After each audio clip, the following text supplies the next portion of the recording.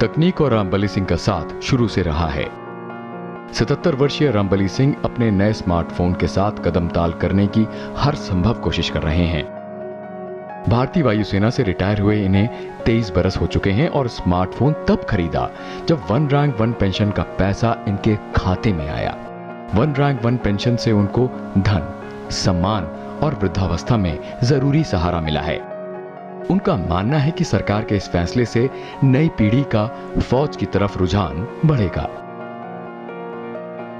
हमारे पेमेंट 10 गुना बढ़ गए।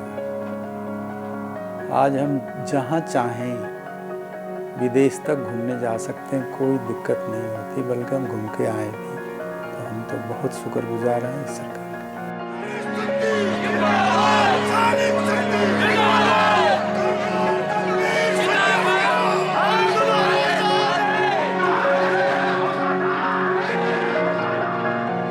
करीब 4 दशक से लंबित मांग को केंद्र सरकार ने 1 जुलाई 2014 से हकीकत में बदल दिया है।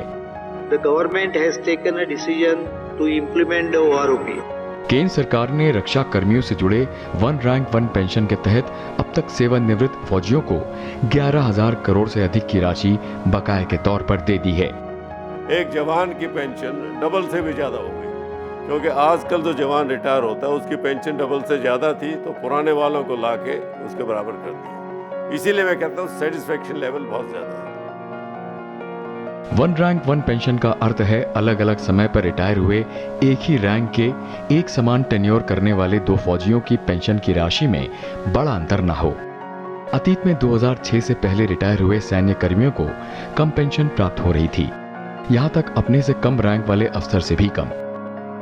इस अंतर को इस बात से ऐसे समझा जा सकता है कि सन 2006 से पहले रिटायर हुए मेजर जनरल की पेंशन तकरीबन 30,300 रुपए प्रति महीना है, जबकि आज कोई कर्नल रिटायर होगा तो उसे 34,000 रुपए पेंशन प्राप्त होगी, और तब जब मेजर जनरल का पद एक कर्नल से 2 रैंक ऊपर होता है।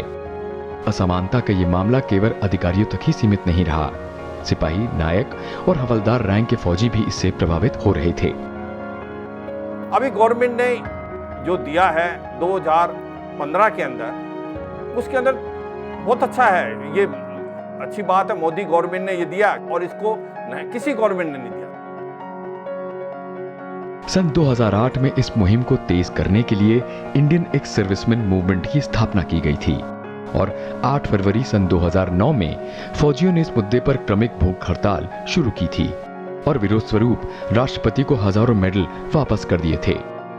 सुप्रीम कोर्ट ने भी तत्कालीन यूपीए सरकार को वन रैंक वन पेंशन को लागू करने का आदेश दिया था, जिस पर अमल नहीं हो पाया था।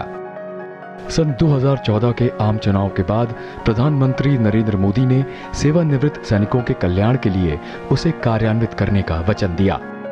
वायदानुसार सरकार ने 7 सितंबर सन 2015 से इसे कार्यान्वित करने के लिए तौर तरीका घोषित किया। इस योजना की मुख्य विशेषताएं कुछ इस तरह हैं। शुरुआत में पिछले पेंशन भोगियों की पेंशन का पुनः नियतन कैलेंडर वर्ष 2013 में सेवानिवृत्त होने वाले सैनिकों की पेंशन के आधार पर किया जाएगा और ये हितलाभ 1 जुलाई सन 2014 से प्रभावी होंगे।